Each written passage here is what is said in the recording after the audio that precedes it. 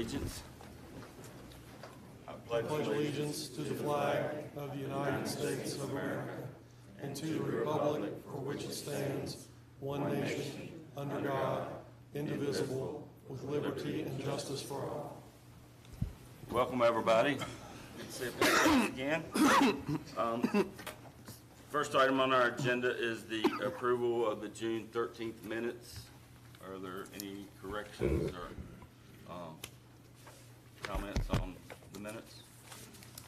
No? If not, we'll approve those minutes as submitted. Next item, the report of the town manager, Mr. Warner. Thank you, Mayor Black, members of council. I want to thank you for allowing me to accompany the group from Liberty High School on their trip to Europe. It was a great trip full of educational opportunities, both for the students as well as the adults. And we made it back with the same number of people that we left with, so that's always a successful trip there. I wanted to let you know I did review the June 13th council meeting minutes and video, and I have begun to draft some guidelines for participation in the curbside solid waste service, which we'll discuss further on the 11th at our work session. We have noted the opt-out request of people currently. We will probably establish some kind of deadline for everyone just so we have that clear and can move forward. But again, we'll talk about that more at the next meeting. Also wanted to announce that the town-sponsored fireworks display will take place at dusk on Monday, July 3rd, and town offices will be closed on Tuesday, July 4th in observance of the Independence Day holiday. And that's all that I have for tonight, but I'll be happy to answer any questions you may have. Anybody have any questions for Mr. Warner? Yes. No? Okay. Moving along, appearances before council. We've got a few people signed up this evening, and I'll just call you in order, and you can come on up. And if you would, just give us your name, your address. Try to limit your comments to about 3 minutes or so. You know, just we've got a pretty heavy agenda tonight, but appreciate you giving us your thoughts on whatever topic you want to speak about. Mr. Brandt, I know you've signed up here, but if you want, you're here for the public hearing, so I'll call you when we get to the public hearing, okay? Mr. Heppenstall?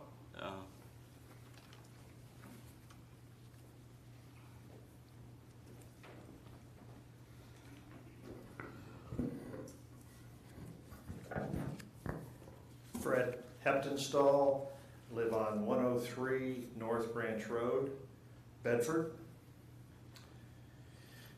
Mayor Tim Black, council members, thank you for allowing me a few minutes to speak.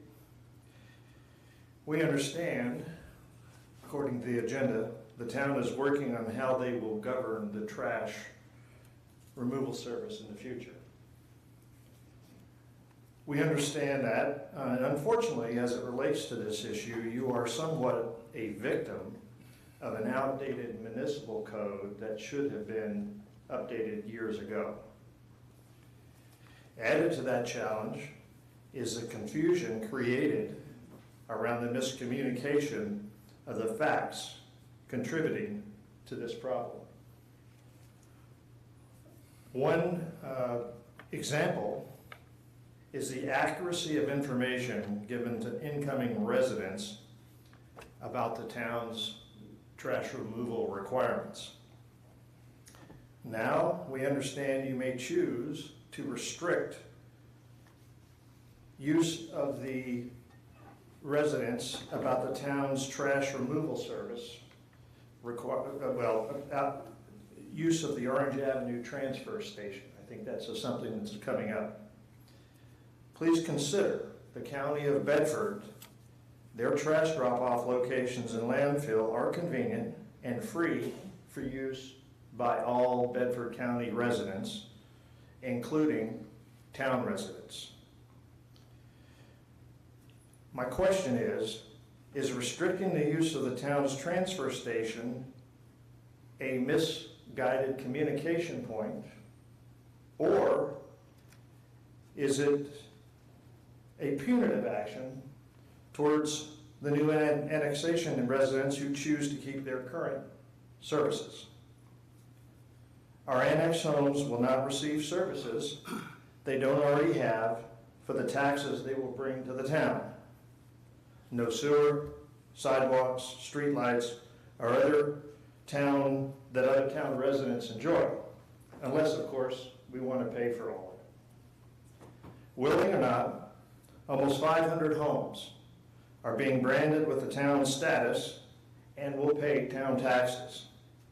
The town transfer station, as we know it, is for town residents, and we ask that you please keep it that way.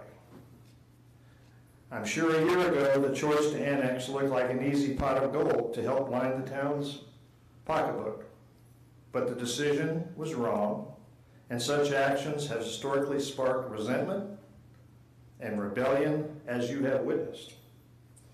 You must give something when you take something. Thank you for allowing me to speak. Appreciate it. Thank you. Jennifer Carson.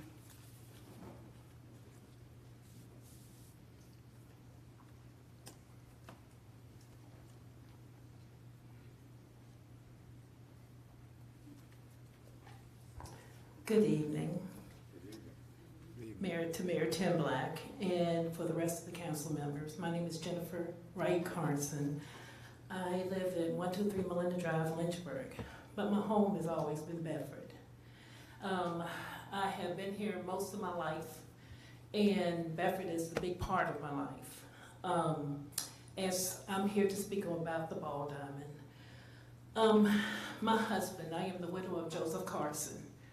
Joseph and his family grew up in this area all of their lives. This is what they know. This area in the center of town belonged to my husband, his family, his friends, everybody in the city right here, including the Ball Diamond. The Ball Diamond is a very special place for us. And they allowed me to come in because I kind of lived on the outskirts. But the Ball Diamond belongs to all of us. A lot of people don't know that the Ball Diamond is about family.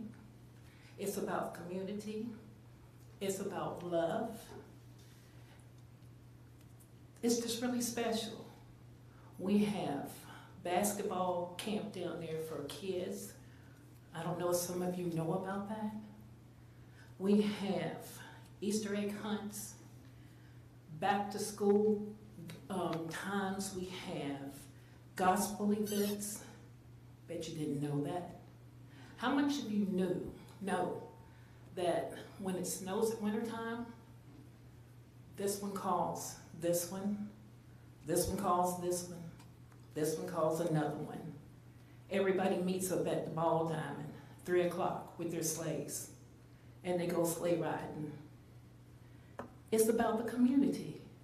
How much of you all know this one will call this one will call this one, and another will call another, and say, we're gonna have hot dogs.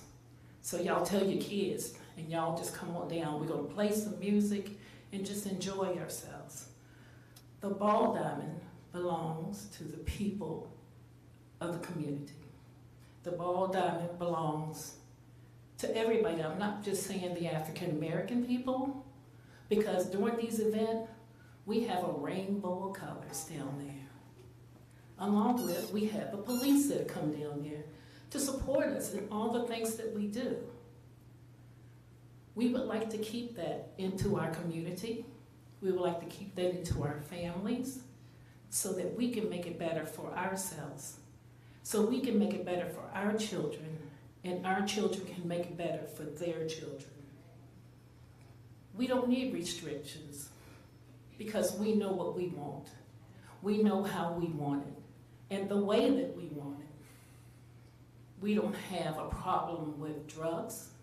We don't have a problem with fighting. We don't have any problems because we take care of it. I'm requesting that you give us the Ball Diamond so that we can make it our own. And not only for us, again, it's for our community and for the surrounding communities also to make it better. Thank you for this opportunity. Thank you.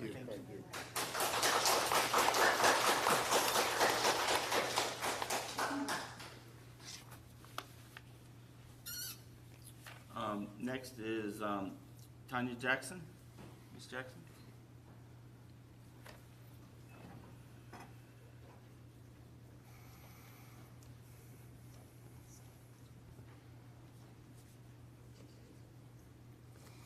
Good afternoon, well, evening, everyone. I'm sorry, I got my time mixed up. Council members, my name is Tanya Jackson. I live at 618 East Federal Street. My property actually adjoins the Edmund Street Park, which they're speaking about. I have been a child in that park. I have grew up in that park. I have attended different events in that park. I wake up in the mornings to open my windows to listen to the kids in the park. At nighttime, when something's not right, I call the police when something's not right in that park. That park means a lot to us. It also has a memorial there. The memorial is for someone who actually took the time out for our kids. Not just the blacks, not the whites, not the Africans, Chinese, any descendants. He took the time out for kids themselves. My uncle was also a part of that, Wesley Carson. But once Boona died, which Boona played a big part in our life, he took us in, he made sure we ate, he made sure we played, and when it was time for us to go, he made sure our parents came and picked us up.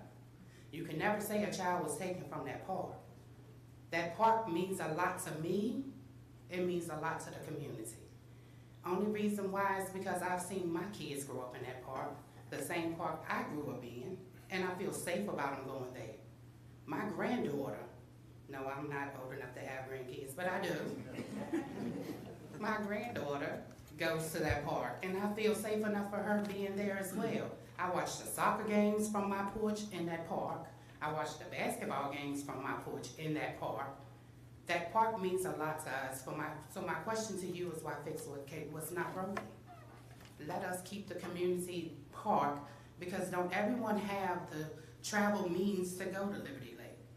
Don't everyone have the travel means to go to any other park that's around here? That's our safe haven, that park. We walk there. I go exercise there. You can't tell it, but I do. I walk down to the park. I walk back from the park. I walk around that park, and I don't feel no type of way. I'm not scared. I don't have any diligence against that park. That park is my safe haven. So I'm asking, just please don't don't mess up what is not broken. You can't fix something that's not messed up. Thank you for the opportunity to speak. Thank you.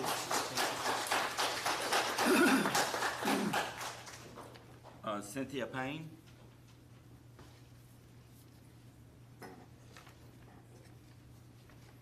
I'm a little short, so I need to bring this down to my size.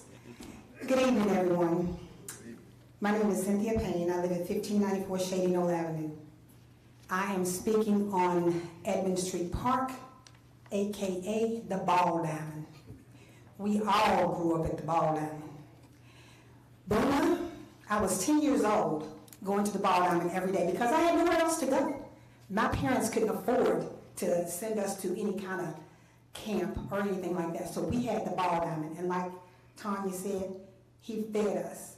He taught us a lot at the Ball Diamond. I can remember when we only had 3 swings, a merry-go-round, and 2 picnic tables. That's all we had. But we learned a lot, Boona taught us a lot, and you know, the Hilltop Revitalization Project is going on now. It's giving our town a facelift. And Edmund Street Park has spoken to us and said, why not give me a facelift? Why not help me out? So please give us this park so it can get a facelift along with everybody else in this Hilltop project. Thank you.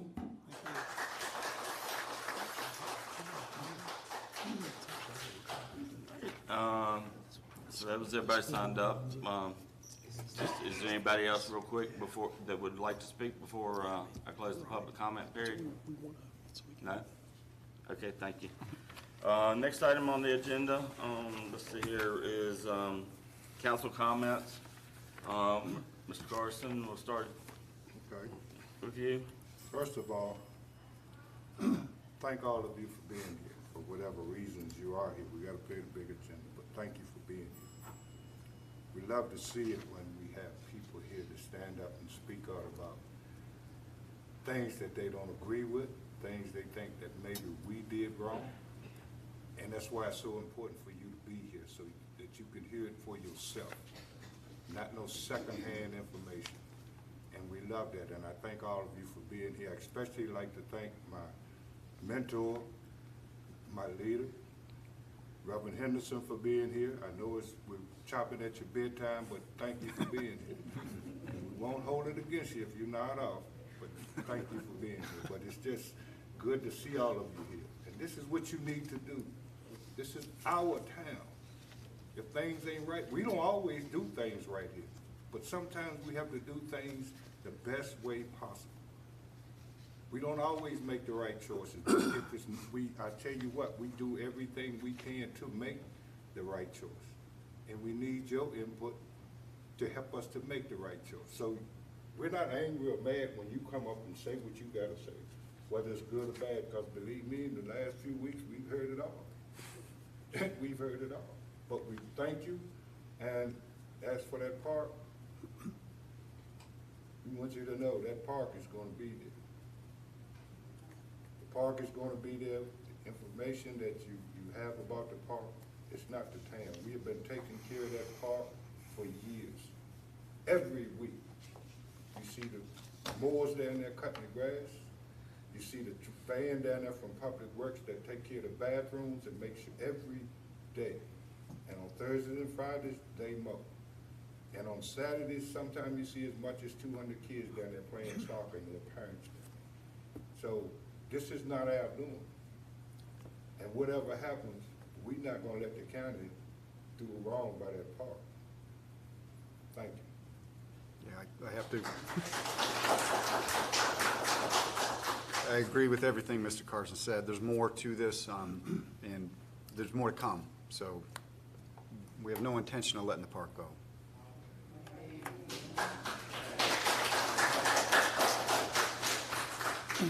I just want to thank everybody for being here tonight. It's always wonderful to see a group of people here that will come and speak for what they believe in. You know, we sit up here like Mr. Carson said, we try to make the right decisions. Sometimes we do, sometimes we don't. But we appreciate everybody here, and like I said, that part, like I said, we've been taking care of it for years, and hopefully we will continue with the part down the road, so.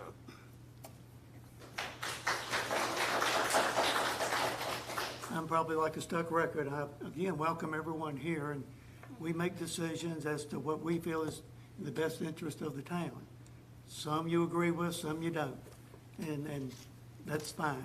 That's the way life is. But as far as the park goes, we're working on that. We're going to do our best to hang on to it, and we'll discuss more of that in new business. But we're not going to let it go.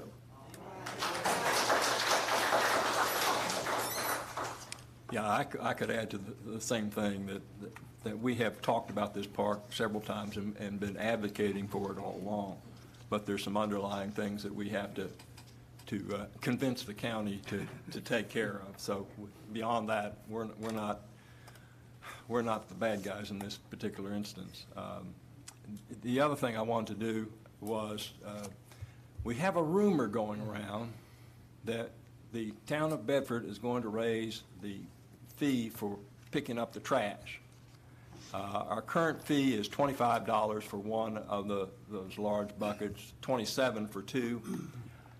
That rate is not changing, folks. Whoever started that rumor, what I think it got started on was what it cost the town to do our garbage pickup and other things that involved with the garbage.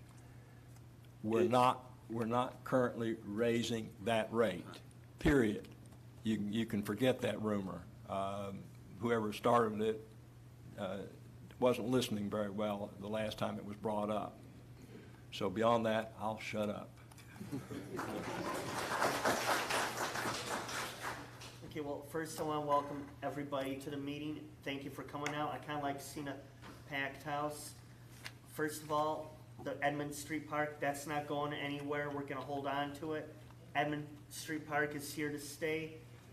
And another thing is we got some great things coming down the pike tonight. And I also want to say Bedford is open for business.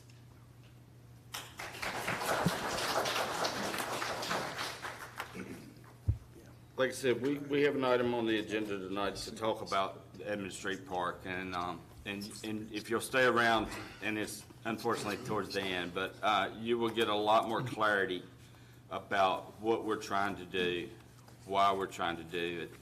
I mean, and I'll go into a little bit of detail, but I'll go into a little more detail later, but basically, we've been renting that park since 1974. We want to own that park. We want to invest in that park. We want to do more in that park. But we want to do that as an owner of the property, not as a tenant. So like I said, we'll go into this a little more, but rest assured, I knew Boone or Patterson.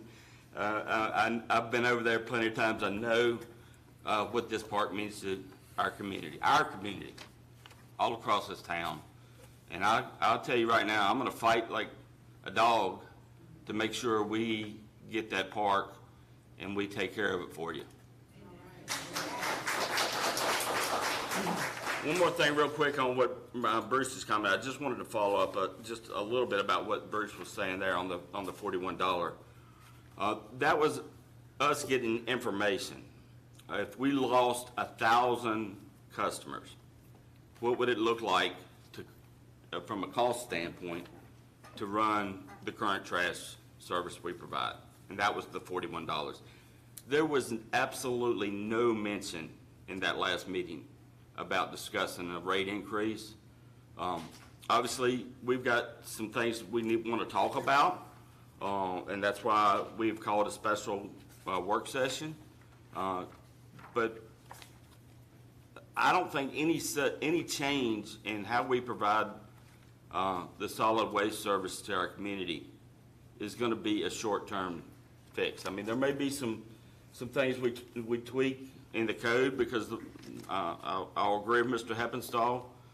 That code needs updating. There's things in there that we haven't provided for years. So, you know, I totally agree with him, and that's where we need to start, and that's where we will start. But, you know, there's no plans as of today to increase anybody's trash rate. Mr. Mayor, Yes, sir. can I interject something? Certainly. I know some of you that came up to speak tonight in support. I realize that some of you have to work tonight, and I know we got a long schedule before we get to the park, but I just want to let you know that if you do have to leave, we understand. I would encourage you to stay to see how these meetings go, but if you do have to leave, I will make sure that you are kept well in the loop about what's happening at Edmund Street Park. You can believe that. And you can also, we live stream our meetings, so those videos, I don't know how quickly they're available, you know, a couple days, Pretty darn quick. pretty darn quick. So, I mean, you can access them through our website. If you have to leave, you know, you can, and you can reach out to any of us at any time, you know. But anyway, we'll try to get through the rest as quick as we can. Report of council committees, I guess Finance met. Finance Committee met yesterday, but we're essentially going over that today. It's the Davenport discussion materials, and we're going to have a presentation on that tonight. So that was it. All right. No revisions to the agenda, nothing we need to add. I'm aware of. So I was just looking to see if we could.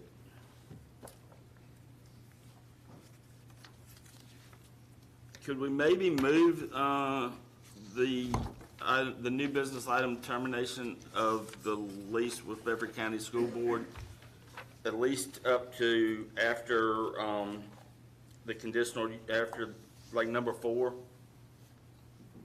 Is that about okay? I mean, the last items are kind of some housekeeping stuff. So if we can move that there, that way, you know, might get to that item.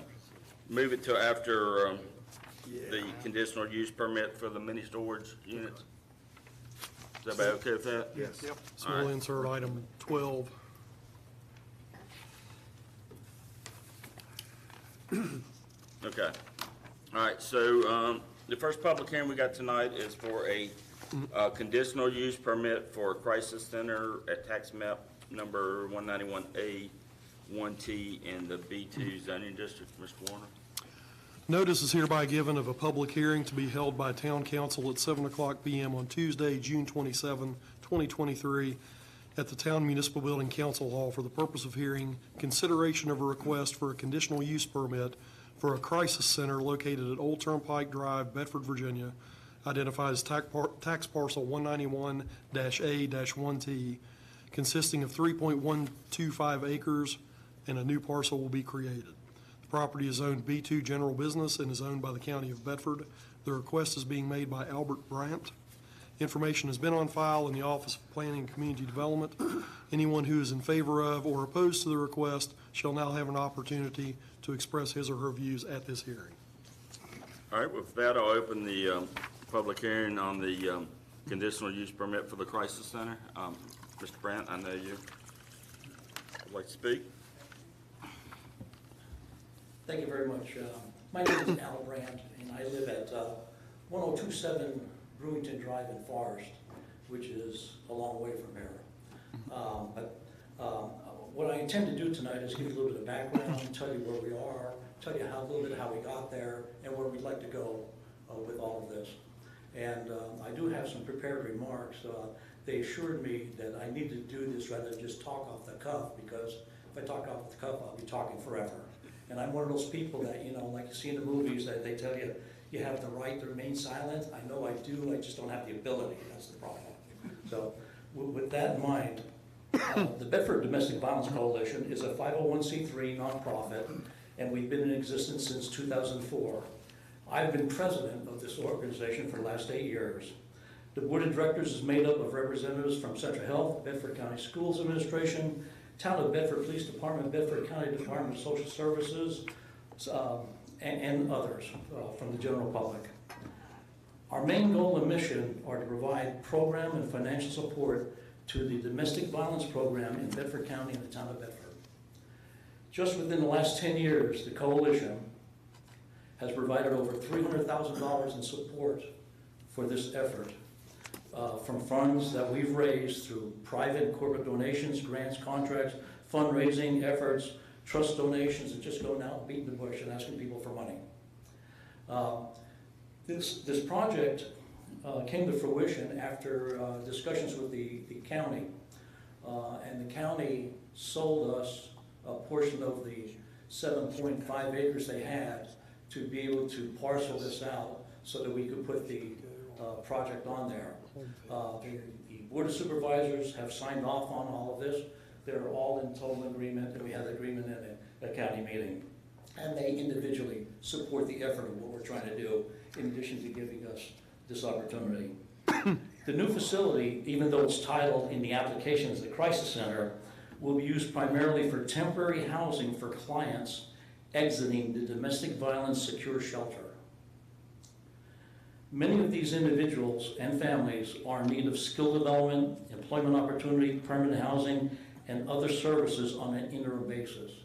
In essence, a lot of the individuals are just not ready to go back into public life or to be back with their families. We're hopefully going to provide them a facility and an environment where they can get some of these skills to be able to go back into what I call the mainstream. Another use for this facility will be for providing temporary shelter with staff monitoring and supervision for children who have been placed under the care of the Bedford County Social Services. For those of you that may not be aware, that when Social Services is authorized to take a child and or family, many times there's not an immediate place to put this individual, either with a kinship, a foster family, or a relative, or anyway. And staff with Social Services actually has to be they must be in contact and be with the child and or young adult until a placement is found. And many times the child will end up in the Social Services building in an office or some place that's not, I guess, inviting. we're hoping to provide a facility in our new facility that will allow them to be in a more home environment until they're able to be placed. In essence, that is our use for this. I know on the application it was called a crisis center, and it may be a crisis, but it's being used for these temporary applications more than anything. Thank you very much. Thank you. Thank you. Is there anybody else that would wish to speak on the public hearing? No? All right, with that, we'll close that public hearing. Mr. Warner, if you'll read the notice on the conditional use permit for mini storage units at tax map number 194A 46T in the B1 zone. Notice is hereby given of a public hearing to be held by Town Council at 7 p.m. on Tuesday, June 27, 2023, for the purpose of hearing a request for a conditional use permit for indoor mini storage units located at 101 North Bridge Street, Bedford, Virginia, tax parcel 194-A-46T, consisting of 0.16 acres. The property is zoned B1 and is owned by First National Exchange Bank / Dominion Bank National Association. The request is being made by Scott Elliott Custom Structures Incorporated. Storage units will be located in the basement of the building. Information has been on file in the Office of Planning and Community Development, and at this time, anyone who is in favor of or opposed to the request shall have an opportunity to express his or her views. All right, with that, I'll open the public hearing for the conditional use permit for mini storage units at tax map number 194A 46T in the B1 zone. Does anybody wish to speak on that matter? No? All right, with that, I'll close the public hearing. Next item, consent agenda. Request to close streets for Second Friday's Cruise-In Car Show downtown Bedford. Yeah, yes. All right, so, I'm sorry? No, I'm sorry, I was conferring with the attorney. Are you ready for me to introduce Yes. the item? Thank you. Central Virginia Business Coalition is sponsoring Second Fridays in downtown Bedford with a car show / cruise-in and is requesting the council authorize the closing of the following streets for the event. The events will take place the second Friday of each month, starting in July and continuing through October. From 6 p.m. to 8 p.m., North and South Bridge Street from Washington Street to the bridge over the railroad on North Bridge, and Main Street from Odie Street to Center Street. Affected businesses will be notified, as well as the police department, fire department, and rescue squad. Tonight, Town Council is requested to consider closing the above streets in conjunction with the Second Friday's events requested for July and October, through October. Okay, so do we have a motion on requesting closing the streets for Second Friday's Cruise-Ins? I make a motion. Second. So we have a motion by Mr. Carson, second by Mr. Haley. Any questions, discussions? So this is, I mean, we've had these before, but it's kind of been one time during the summer. So we're looking now at, what, July, August, September, Yeah, for each four month. months. I just worry a little bit about, I mean, you know, we do have a few restaurants in that area that are open, you know, in the evenings. I'm not so sure it's not a bad thing in that, you know, the restaurants that aren't still open will probably do more business, and Yeah. car shows do attract a certain age group from young on up. But, you know, these are becoming more popular. I think there's one every weekend at different places around Bedford County and so forth. So I'm worth giving it a try, seeing how it goes. What about the cost as far as police presence? I mean, are they Yeah, gonna because offset the cost? the hours are 6 to 8. 6 to 8, so I mean, Does Public Works need to be out there, the police, and, because we gotta look at the cost, you're gonna have to be barricading it. right? I mean, I like it, but you know, no one wants to pay. You know, they've had it before, and it seemed to be very successful. People enjoyed it. The car shows are a big hit anyway, wherever they are, but they enjoyed it. And the one thing that I liked about it is it brings people downtown to Bedford. It brings people down there. And the restaurants that are there, I think that they will benefit from that. The last time they had it, I heard no complaints about it. And I I think that anything that we can do, you know, we always doing things at a certain time. We always have Centerfest, we have the parades, we need to just because do things to bring people to Centertown. We wanted to get people to get back in there. I remember when the streets used to be busy, and I don't see this, I see this as a good way to do this. Yeah, and I don't disagree. I just, you know, like I said, with that area, there's probably four arrests. I can think of four right off the top of my head that This is might all on make. Saturdays? Huh? This is on Saturdays? No, this is on Friday nights. Friday Friday, night. yeah. You know, so, 6 to 8. yeah, hopefully it would enhance their business and not detract from it, but that's, You know, I believe this is gonna draw more people into Centertown Bedford to go into our restaurants, our shops, and to just visit downtown Bedford in general, and it's gonna increase foot traffic, and that's really what we need right now, and I'm all for this. You got Bistro, Domino's. Social Club, Clam Diggers. You know, again, I think this is something that it's different. They're trying to be creative and get more people downtown, as Mr. Carson said, and to get people out in the evenings, not roll the streets up at 5 and go home. So, you know, something, go out and do. I mean, I'm definitely willing to give it a, Friday night's give it pretty a- quiet down there anyway. Yeah. You know, and the cost, Atlantic I don't, City. I'm not sure how much cost we would incur. well, we got a barricade. Barricade and, I mean, Does we, Ron have any input for us? yeah. I say any input for us? This will be my first one also, so. Well, Okay. good, Marty. Do you have any idea? We can, I really don't. think I'd say $1,000 or less, but that's just a wild ballpark guess. I will note that we have drafted a special events policy that we need to present to the appropriate committee that will address some of the cost issues for things like this. So I don't know if that's the Streets Committee or the Property Committee, but we can schedule that meeting as soon as possible to. Okay. So We have a draft of a policy designed to address the issues of cost. I think the last one we had downtown, was back in 18, 17? if I it's remember been a correctly? few years, Yeah, yeah. it's been before COVID. I Yeah. mean, that one turned out very well, so, I mean, I wouldn't have no problem for us having a event downtown to bring people to downtown Bedford, so. Okay. It was 3 months in a row, Four. 4 months in a row, Yep. so, okay. I just, without knowing the cost, I was a little hesitant, that's all. And what you normally see is you see a lot of the same cars, but then different ones come out each month according to how the word spreads and who wants to bring their car. Now, I will say, if it's raining, forget it. Yeah. They're not bringing them out in rain. To answer your question about cost, I don't think there will be a lot of overtime incurred. I think the police on shift will monitor the situation. And the only other requirement will be barricades, which I think Public Works can work with the event sponsors to make sure that they put those up and take them down, so. All right, that'd be a good, yeah, that would help. Okay. All right, roll call?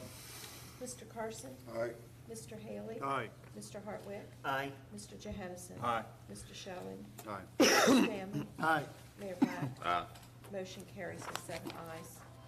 All right, request to close the streets for Centerfest. Central Virginia Business Coalition is also requesting to close streets for Bedford Centerfest on Saturday, September 23rd, from 6 a.m. until 7 p.m. And I could read the list of streets, but I will tell you it's the usual area. Right. So if you have questions, I can answer that.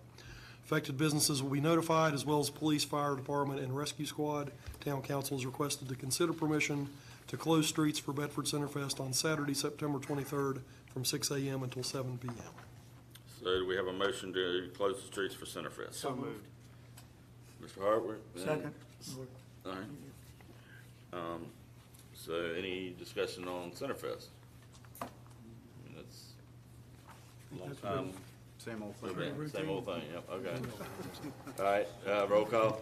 Mr. Haley? Aye. Mr. Hartwick? Aye. Mr. Johansson? Aye. Mr. Shelling? Aye. Mr. Stanley? Aye. Mr. Carson? Mayor Black? Aye. Motion carries with 7 ayes. All right, and then the request for the Christmas parade. Central Virginia Business Coalition is also planning to sponsor the 2023 Bedford Christmas Parade on Saturday, December 2nd at 11 o'clock a.m. and requesting council authorize closing of streets in the usual parade route, which again, I can answer questions if you have them. Affected businesses will be notified, as well as first responders. Tonight, town council is requested to consider closing streets in conjunction with the Bedford Christmas Parade on Saturday, December 2nd at 11 a.m. All right, so we have a So motion. moved. All right, Mr. Hagley. Second. All right, second. Any discussion? No? A roll call? Mr. Hartwick? Aye. Mr. Johansson? Aye. Mr. Schoen? Aye. Mr. Stanley? Aye. Mr. Carson? Aye. Mr. Haley? Aye. Mayor Black? Aye. Motion carries with 7 ayes. All right, so we'll move into new business.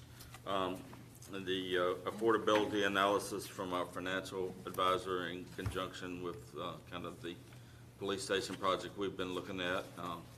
So this, this was something we asked for when we got to the 50% design stage, to start looking at some options and obviously the effect that's going to have on budgets and that kind of stuff. So we've got Davenport here this evening to kind of give us that. This is basically the analysis that we had in Finance Committee yesterday.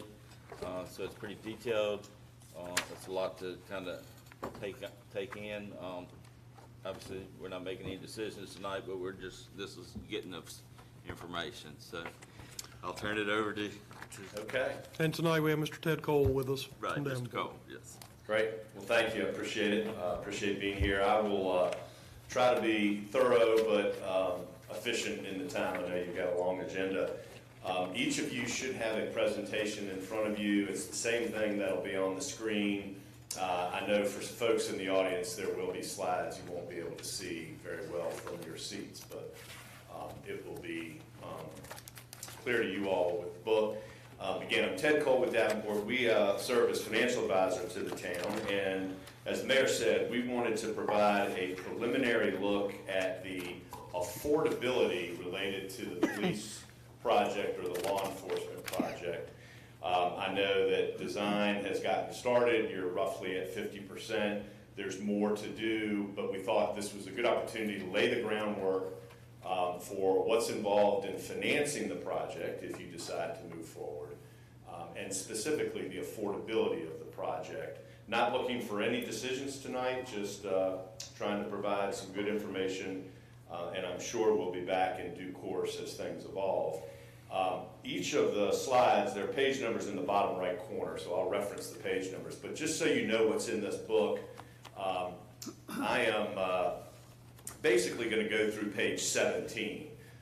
What's in the back of the book is the detail for all of the cases that we've run. And we've run 2 basic cases, the project at a $6 million cost and the project at a $12 million cost. So sort of both ends of the spectrum, I think, of where it might land, to be determined on what the actual cost is. But we felt like in working with staff, this was a good place to start. We've been through this with staff a couple of times. It was presented to the Finance Committee last night, and I'm sure it will evolve going forward. And then in the appendix is the detail of the town's existing tax-supported debt. So with that in mind, let's start with the overview. As I said, we want to talk specifically about the law enforcement building project in terms of capital projects. That's the scope of this discussion. And we've worked very closely with staff in putting this together. And along the way in those conversations, we've identified a couple of related topics that we want to discuss this evening that are tied into the debt planning and debt affordability and budgeting that we think is important. As I said, we're going to look at either a $6 or $12 million project. We can refine that at times, go forward, and you get a better sense of the cost. And we're going to look at a number of borrowing options that you ultimately might consider if you decide to move forward with the project. One through the United States Department of Agriculture, USDA, bank financing, which the town has done before, and participation in one of the state programs called the Virginia Resources Authority. So we'll talk a little more about each of those. And for the time being, we're not talking about any other capital projects, really just focusing on this project for for this evening. So starting with the debt that is in place today on page 6, and we're specifically talking about tax-supported debt. So nothing in here relates to utilities or the debt that is serviced by the Bedford Regional Water Authority. This is just tax-supported debt. And however you might want to look at it, really very little debt outstanding that is supported by taxes. About $700,000 of debt outstanding. On a fiscal year basis, it's going to be paid off by 2027. We're getting ready to go into 24. And on an annual basis, between your principal payments and interest, you're paying about, round down, $210,000, $212,000 a year to service that debt. It's relatively flat for 3 years. It steps down in 27, and it's totally paid off by at the end of 27. So not a lot of debt outstanding to start with, and a pretty basic level debt payment with these drop-offs in the outer years. So simple starting point for debt. In part of our discussion, I'm on page 7, I mentioned that we're going to talk about debt affordability, but before we do that, I want to talk about debt capacity. They're related terms, but different. And the takeaway, and mostly off of page 7, is that the town has debt capacity. It's a very reasonable conversation for you all to be talking about issuing debt for capital projects. You're not over-leveraged. You haven't relied on debt excessively. And we know that, one, primarily because we look at local governments across Virginia and beyond, and we compare different debt ratios to see what level of debt the local government has, how much of their budget is being used to pay debt service, things like that.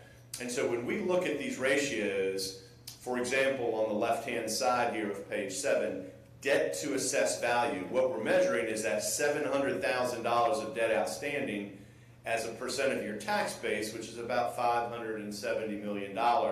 When we do that math, it's 0.1%. You can barely see those green lines there. For a highly rated local government in Virginia, it's not uncommon to see local governments in the 2 to 4% range. So you're well below that on this ratio. And so in a vacuum, you've got a lot of capacity to take on more debt before you even get to the upper level of what we would consider to be acceptable. Not suggesting you need to go higher, but you have plenty of room to go higher if you needed to. And that's what I mean by the town has debt capacity. The same is true here in the middle. What we're measuring here is the annual payment, that $212,000 per year as a percent of your budget. It's about 2%. Not uncommon to see local governments in the 12 to 18% range, and those would be considered quote-unquote normal, or it's not inconsistent with being highly rated. So likewise here, you have a lot of room that you could consider taking on debt and still have a very solid and acceptable debt profile. And then finally on the right, what we call the 10-year payout ratio. What that's measuring is how quickly are you paying back your debt. We know for y'all, you're paying off all the debt that's in place today that's tax supported within 4 years. So your 10-year payout ratio is 100% because it's actually paid off in 4 or 5 years. So with sort of best practices, not uncommon to see local governments down in the 50 to 60% range. Higher is better here. However we measure it, and these are accepted policies, they're accepted ratios that credit officers might look at when they're looking at lending money. All of these, you're in very good shape, and for one last time, you have capacity. Now, doesn't mean you should go issue debt, and it doesn't mean it's affordable. That's the second and maybe more important part of this discussion is, what does this project mean in terms of affordability? The capacity is not an issue. So we start that discussion on page 8. You'll see a few different slides with this chart on it. This one is very basic for starters. All we've done, if you look at this page 8, starting on the left-hand side, We have the fiscal years, starting with fiscal '24, which is the year we're about to go into. And we have the annual debt service for the bonds or the debt that's outstanding today. $212,000 a year, everything's paid off by '27. That is the existing debt of the town. C, column C, is blank, but that's where we're going to layer in the debt for the law enforcement project when we get there. It's blank for now. So D is just restating B. In the middle of this page, we are identifying, well, how's that debt being paid for? Where do we get the money to make those payments? And it's a pretty basic budgeting for you all. You are making $212,000 available from current year revenues in FY24. The payment you owe on the debt is $212,000. You have $212,000 from your budget. Therefore, you don't have a surplus or a deficit. You're perfectly balanced in fiscal '24, the year we're going into.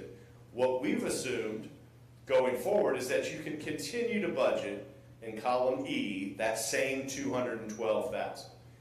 Your payments are going to be about that level for 3 years, but then they step down. If you can continue to budget that same amount every year, what you'll see in column H is we start to have some surpluses. Those are dollars that you can roll back into a capital plan, whether it's paying cash for projects or using those dollars to help pay debt service on a new piece of debt.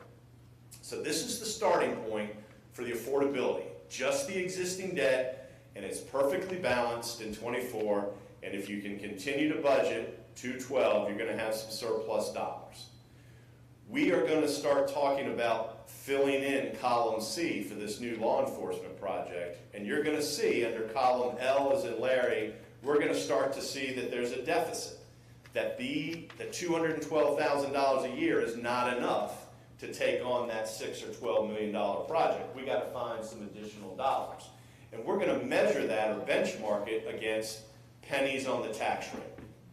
It's not the only place you can raise revenue, right? You have other taxes that you can look at. You have other fees that you can look at. But for the purposes of tonight, we're going to benchmark if we're short in any given year when we start looking at column C, how many pennies is that equivalent to, and in what year does that occur? Just so you have a mental benchmark against the affordability. And keep in mind, right now, 1 penny on the town's tax rate generates about $80,000 a year. Okay? So when I start talking about the impact associated with the project, we're going to be talking about pennies on the tax rate so that you have a frame of reference. But keep in mind, if all of this moves forward, pennies on the tax rate is not the only way you might choose to fund this project. You might find other revenue streams or other other items within the budget that you can supplant for debt service, what have you. This is the early stages of the planning work, the financial planning work. Any questions on 8 before I keep going? Okay. I mentioned that along the way in working with staff, we identified a couple of other topics that I think we felt was important to discuss with y'all, and on page 9 is one of those, which is in the budget you just completed, FY24, you instituted a B-POL tax, Business Professional and Occupational License. It's a new tax. It is initially has been set at 10 cents per $100 of retail sales, and it's only levied on retail sales establishments. And in the FY24 budget, the estimate is that that 10-cent tax per 100 of sales will generate $100,000 of new revenue. That's what the budget is based upon. The plan going forward, and it's not set in stone, but the plan going forward is that the rate on the B-POL tax will move from 10 cents up to 20 cents incrementally, 2 cents a year. Now, that isn't, as I said, future councils or this council will adopt that year by year, budget by budget. But for planning purposes, going from 10 cents up to 20 cents per $100 in 2 penny increments, 10, 12, 14, 16, 18. That will be growing the revenue of this B-POL tax. And then the other lever that you all can pull on that is lowering, and this is part of the discussion, lowering the threshold of the entities that are going to be charged that tax. In the FY24 budget, the B-poll tax is only being charged to entities that have $3 million of sales or greater. And that's what is assumed to generate the $100,000.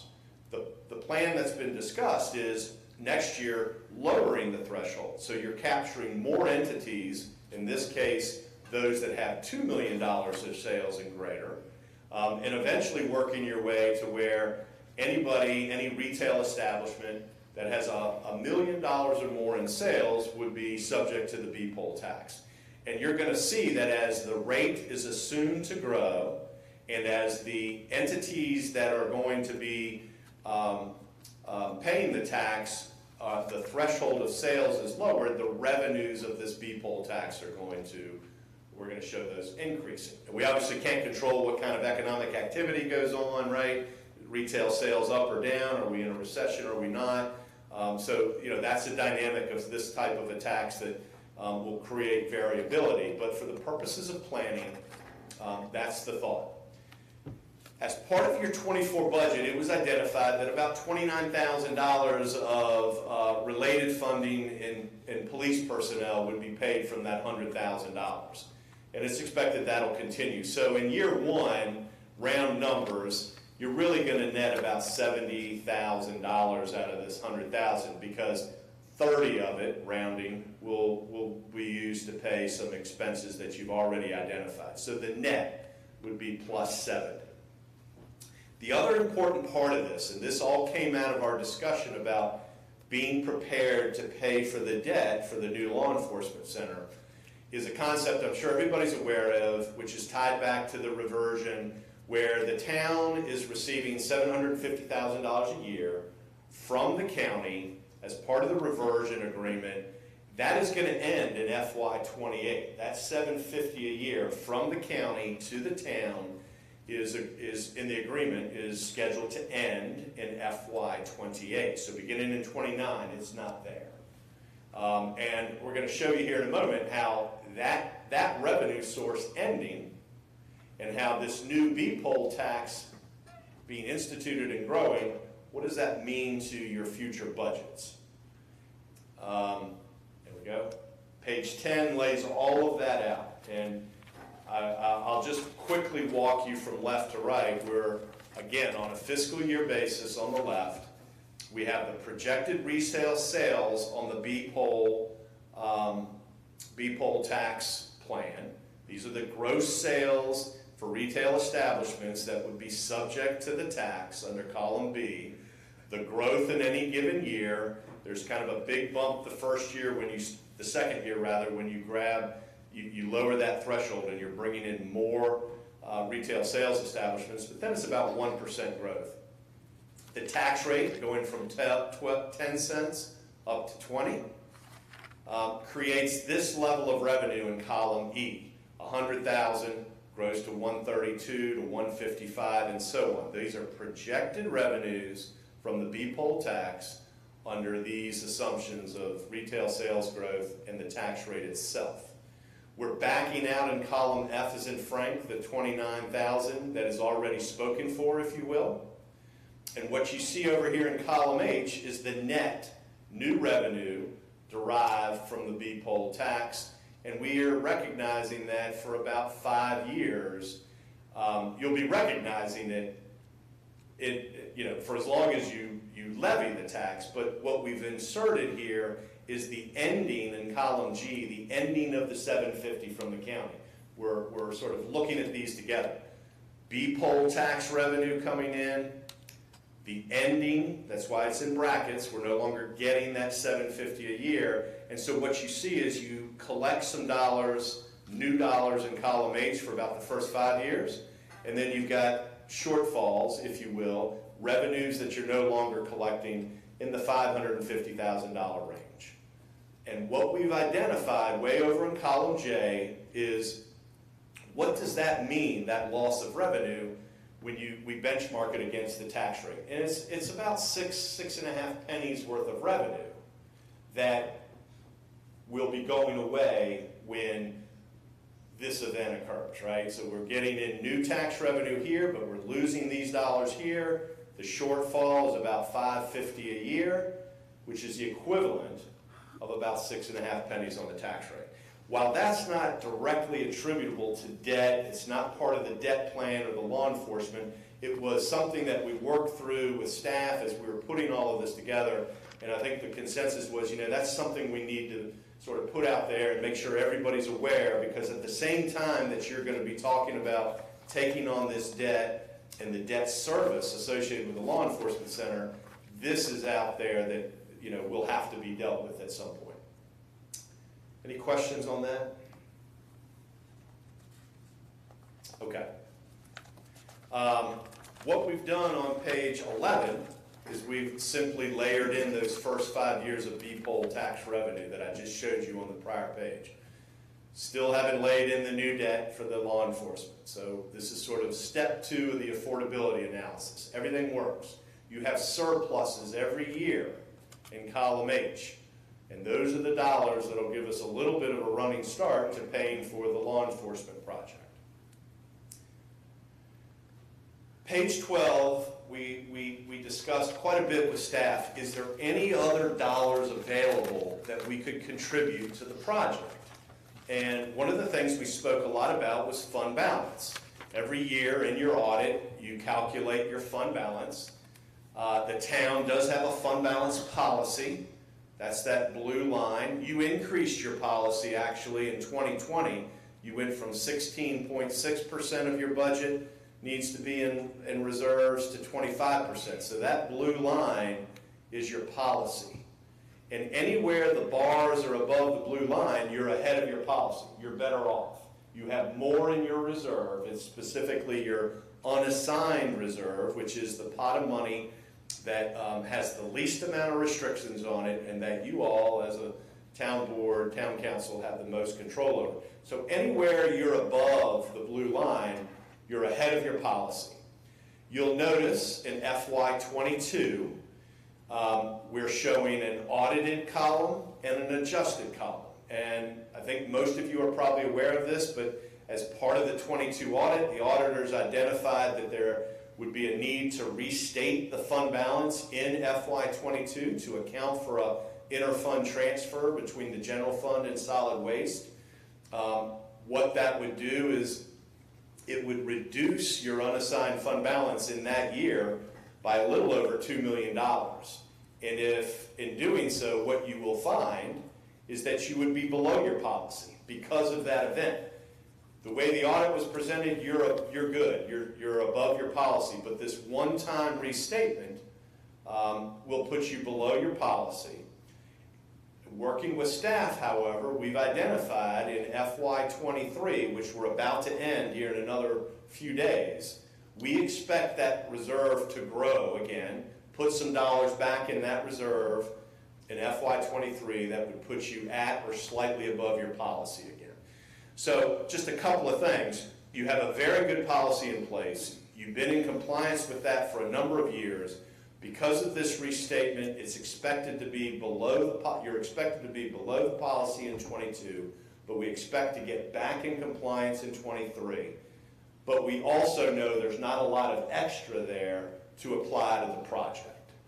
And so we're not going to be talking about one-time revenues from fund balance to help fund the project. Now, how 23 actually ends up, how 24 trends, maybe there's an opportunity in an outer year. But as of right now, there's not a lot of extra cushion in that fund balance that we can comfortably rely on to help pay for the project. So that's the last you'll hear us talk about fund balance this evening. All right, and we're in the home stretch here. Page 14, this lays out our cases. And I said earlier, we're looking at a $6 million project and a $12 million project. As things evolve, we can come back and look at 8, 9, 10, 14, however things are evolving. And we've looked at 4 basic cases. All of these are achievable, attainable, executionable financings. The first is a USDA financing. That's the United States Department of Agriculture. They have a program for community facilities. This law enforcement center should should qualify, and they will allow you to do up to a 40-year loan. You have to do a construction loan with them because they don't make their money available till construction is complete. But when you have their commitment, you can go to a bank and get a construction loan for a couple of years, and then you have the USDA loan. Ultimately, it's a 40-year payback. And what we're showing you is the debt for this project, if you move forward, is issued in the spring of 24, and the payments start in FY25. That's why you did not need to budget anything for this in the budget you just adopted. If it moves forward, you will need to consider putting something in the budget in the next year, FY25. So 40-year payback USDA, it would be a fixed rate. We're using a 3.75 interest rate, 3.75. We also looked at a bank financing. We believe this would get a lot of interest from banks. Most of the time, banks are willing to go no more than 20 years. This is 40 years, this is 20 years, and you can kind of think about it like you might with your mortgage, a 30-year mortgage versus a 15-year mortgage. How much interest do you pay over the life of the loan? What's the rate? What can you afford in any given month? For the 20-year bank loan, we're using a 4% interest rate estimate, and it's a pretty good estimate for where banks would be today. And then we're looking at the participating in a state program called the Virginia Resources Authority. It's widely used for these types of projects, utility projects and other things. We've looked at Virginia Resources Authority over a 20-year term. They can go as long as 30 years. So USDA can go 40, banks 20, VRA you have some flexibility, no more than 30 years. So those are our four scenarios, and you can see the interest rates we're assuming. They're all within a pretty reasonable range of one another. The real difference between these is going to be the term of the debt and how that impacts the annual payment. Longer term brings the payment down, but you're paying more interest over the life of the loan. And that all comes together on page 15. This is the $6 million case. Case A, B, C, D, right? USDA, bank loan, VRA. We're showing that we're borrowing $6 million. We have a placeholder for some issuance cost. And we show the first roughly 5 years of payments. They're level payments like a mortgage. So you can see the payments on the USDA, around $308,000 a year based on the prevailing rate. The annual payment on a 20-year bank loan is like $460,000, right? Big difference. The rate's not all that different, but it's 20 years versus 40. VRA, 20 years is around $450 a year, and the 30-year VRA is around $364. You get pretty close. A 40-year USDA to a 30-year VRA, you're only about $50,000 a year apart. What does that mean in terms of affordability? Remember, you're budgeting at $212,000 a year, and you've got some of that BPOL revenues coming in for the next 5 years that you could consider applying. What we're showing down on line 30, what is that? 33, is the equivalent number of pennies on the tax rate of revenue that we would need to cash flow each case. So USDA, between fiscal years 25 and 26, we need the equivalent of about 2.2 pennies on the tax rate to make this work. As I said earlier, it doesn't have to be from new tax revenue, or real property revenue. It could be from other sources of revenue you have. But as a benchmark, 2.2 pennies on the tax rate. The bank would be about 4 pennies. That's because it's a shorter payback, higher annual payment, but you also are saving over $3 million of interest by doing a 20-year loan rather than a 40-year loan. VRA is going to be somewhere around the same, just under 3 pennies, VRA 30-year. So, the $6 million option, somewhere between 2 to 4 pennies, equivalent, needed worth of revenue. Remember, each penny is generating about $80,000 a year. And real quick, and that does not, that doesn't include the 6 cent on It the does whole. not, thank you, The- yeah. We are not also including this, this tax impact on page 10, or the shortfall on page 10 from the reversion agreement. That is a separate and apart from what we just covered. So you got two different things going on there that have, that will likely have an impact on your budget. All right, so that's the $6 million, again, somewhere in the range of 2 to 4 pennies worth of revenue that would be needed beginning in fiscal '25. And then we went through the exact same exercise with the $12 million project. I can go through this a little more quickly, but as you would expect, a larger borrowing, even though we're doing the same terms, you know, we're going to fall somewhere in the 6 to 9 pennies worth of revenue needed to fund that new level of debt service, which is going to range anywhere from about $600,000 a year to $900,000 a year, depending on which option you go with. I just want to mention here this very bottom line. When we talk about the tax impacts, we're saying, you know, you adjust a little bit in 25, you adjust a little more in 26. That's that sum number. As an alternative, you could do it all at once in 2025, and you're able to do it for a little less of an impact. It just has to do with the timing.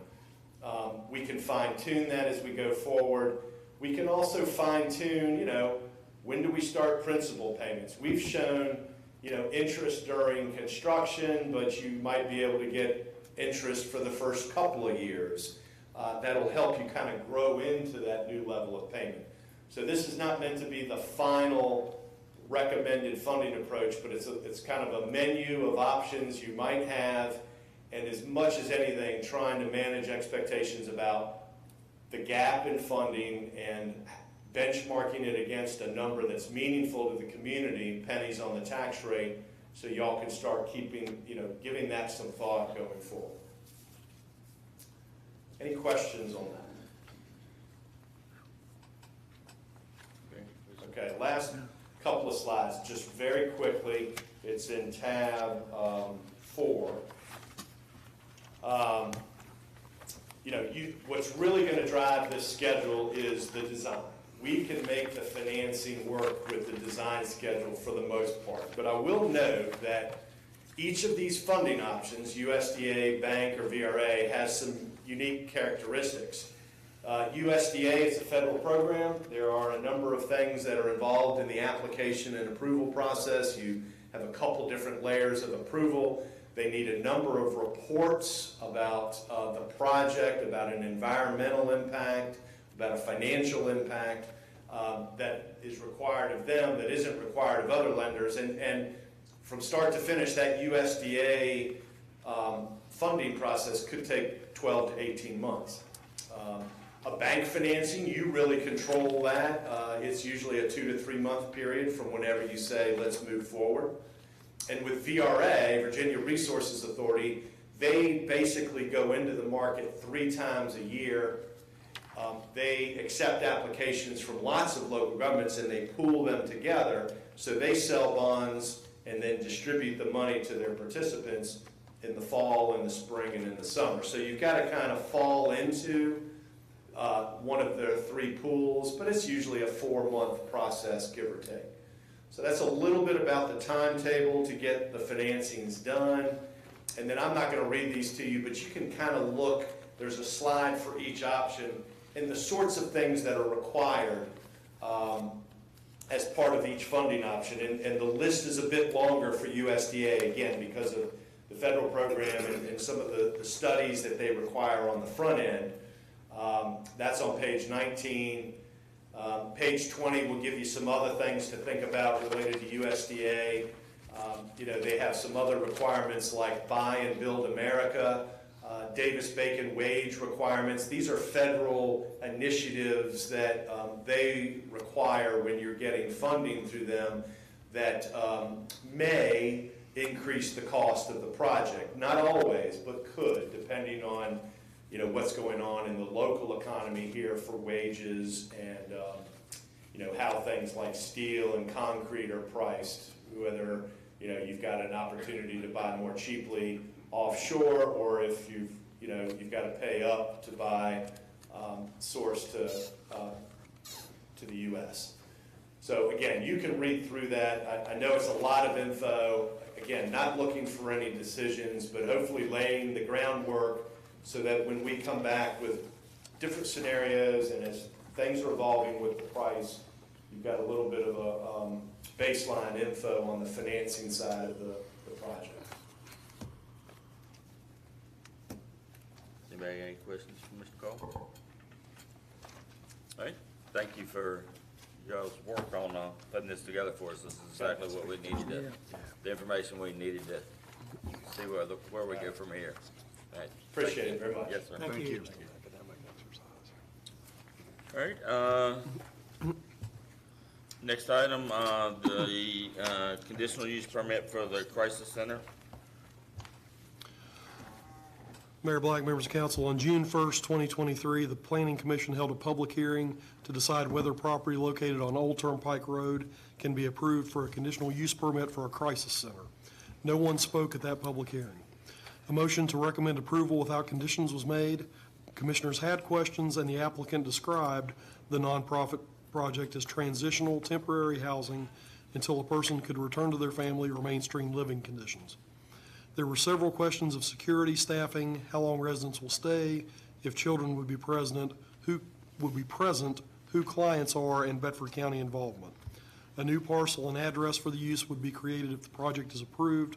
The tax parcel referenced here would subsequently change. The motion to recommend approval passed with a 6-0 vote with no conditions. Tonight, Town Council is requested to consider a resolution to approve a conditional use permit for a crisis center to be located at tax parcel 191-A-1T. All right, do we have a motion to approve the conditional use permit for the crisis center? Second. All right, we have any questions? Darren, any I comments can from go over planning what commission? we talked about at the planning commission. It's not in a residential neighborhood, it's actually in a very, near the other crisis center. I don't know if that's what the other one's called, but the DV center.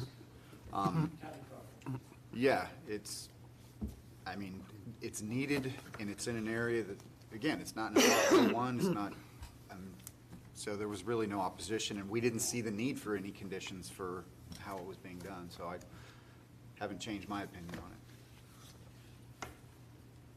So is the conditional use piece and that zoning under the definition of a crisis center, is it tight enough to just leave it for what the use of the coalition? It's in here, Ms. Zirkle would be better suited to speak to this, but it's a specific definition, right, Mary, that was created for crisis centers. Right. So it can only, those are the conditions. The conditions are already established in the zoning regs. So we would need. I'm all about, what the domestic violence wants to do there, the coalition, but I just want to make sure, say something, they decided to move somewhere else. Mm-hmm. Does that crisis center now become some kind of temporary housing for? My understanding is it's Some just other use or for something. that thing, and it doesn't travel with the land, right, Mary? We talked about that at planning commission. If they cease to be, then it ceases to be. That was Okay, my all right. understanding. Okay, that's kind of, Yeah, it answers that that. answers Right. my little bit of concern I had there then, okay. Any other comments, questions for anybody? No? All right, roll call. Mr. Johannesson? Aye. Mr. Schoen? Aye. Mr. Stanley? Aye. Mr. Carson? Mr. Haley? Aye. Mr. Hartwick? Aye. Mayor Black? Aye. Motion carries with 7 ayes. All right, next item, is the, conditional use permit for mini storage units.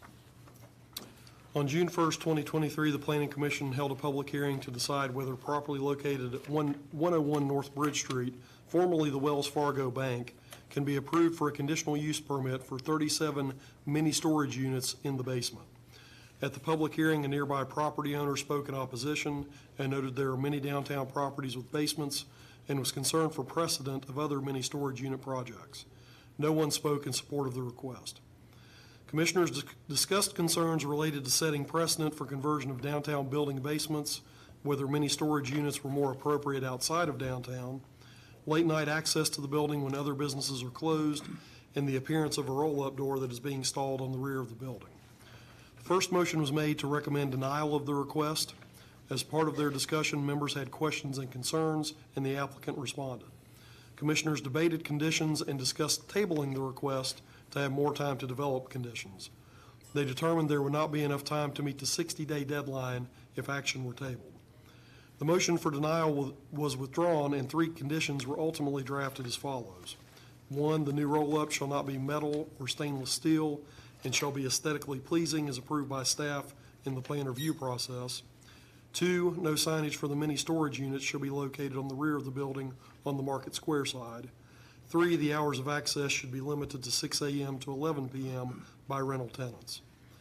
A new motion to recommend approval of the zoning request with those 3 conditions failed on a tie vote of 3-3 with 1 member absent. Commissioners expected the conditions would carry to council even though the motion did not pass. Tonight, Town Council is requested to consider a resolution to approve a conditional use permit for mini storage units in the basement of the building located at 101 North Bridge Street, identified as tax parcel 194-A-46T. Council may impose conditions.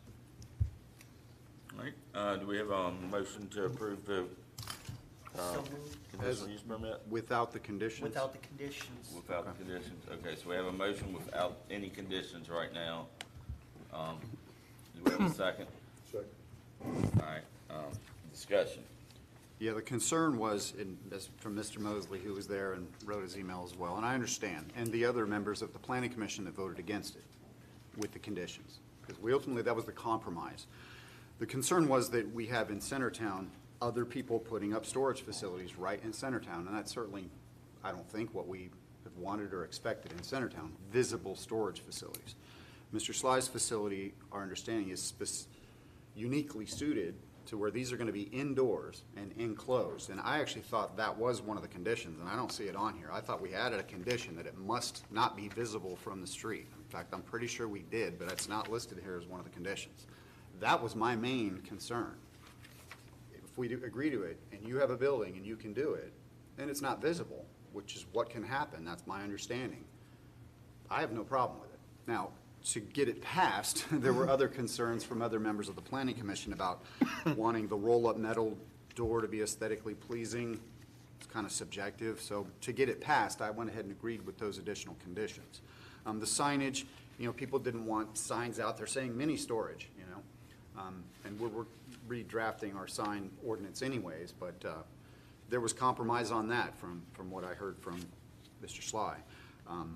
So that was, I thought it was going to pass with the conditions that we had put on it, because especially with not being visible from the street, I mean, that's the nature of what he's doing.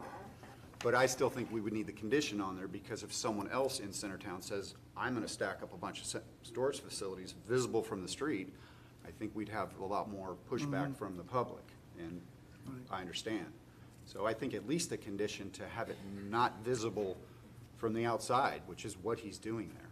And then his financial reasons made sense too, as well as the hope is to ultimately put a roof, and I hope I'm not speaking too much for you, Brian, a rooftop restaurant up there and more going on in there. And with the type of storage that he's having, it's more office type files and things like that, very small, not like people necessarily driving in and out.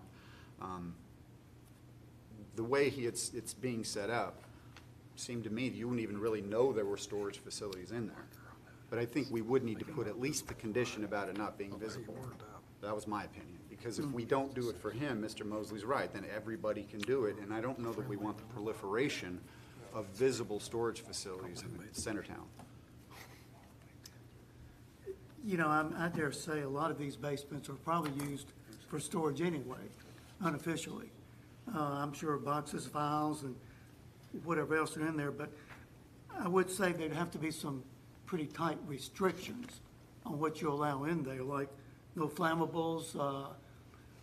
I'm kind of going along the route of I'm okay with it, but I dare say there's probably attorneys in Bedford that we probably welcome additional storage for files, different paper copy things they have to keep.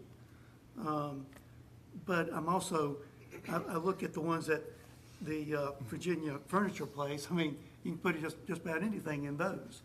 So you'd have to have some tight restrictions and just what are you going to allow? Now, I agree with what was drafted here, but I think there'd have to be a little more tightness on just what are you going to allow in there and what's going to be stored in there. I mean, I would hope you wouldn't have lawnmowers or any equipment in there that would be a distraction, but who knows what people may be in there or put in there. But I'm going along with it in general, but I think there would have to be some tight restrictions and someone would have to monitor what goes in and who applies and so forth as to what you're going to put in there. And what size would these be? Does anybody know? Yeah, there's a plan in here, they vary in size. Okay, that's kind of what I was thinking. I looked at that, but. I mean, anywhere from 50 square feet maybe to, So you the could- largest one's probably 100, or there's 200 square foot, so I mean, they're not real big. They're not real big. So I guess I've never been in the basement of this building. So I guess what we're seeing here would be torn out, remodeled, and redone. Is that what, I guess is the plan? Brian wants to speak to it. I mean, Brian, if you want If you want to come up if you here. would like to speak Yeah. and make any presentation to help answer any of these questions, help, that's fine. Clarify my thinking. So I guess the simple part of it is, with the purchase of the building and then having 2 other floors that we're investing a lot of money in, you can bet we'll probably have pretty strict restrictions on what's going in the building for our own benefit. And there'll be an on-site person located at that residence that does the actual, or at that commercial building that will do the renting personally, so. Right.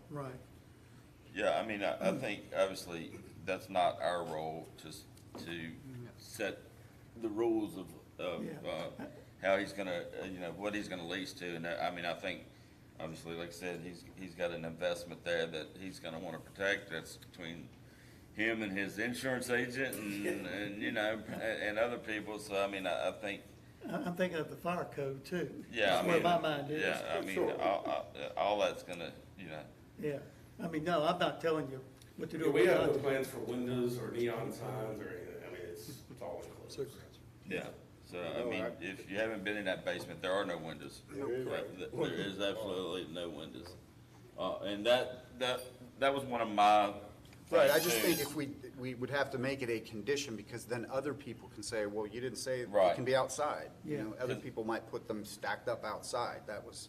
Because I wrote down. My first thought when I read this is that because we're gonna have all these storage units outside. But I went up to the building. I read it and I went up to the building and once I read it again, I realized that, and I'm kind of like Darren. If you didn't know they were there, I don't think people would even realize it. Right. And with what he's planning to do with the building, I didn't see a problem with it. But my first reaction was definitely not, because we don't need storage buildings in the center of town. Yeah. But the way he's gonna do this, I don't think people will even know it if nobody told them or they're not renting it.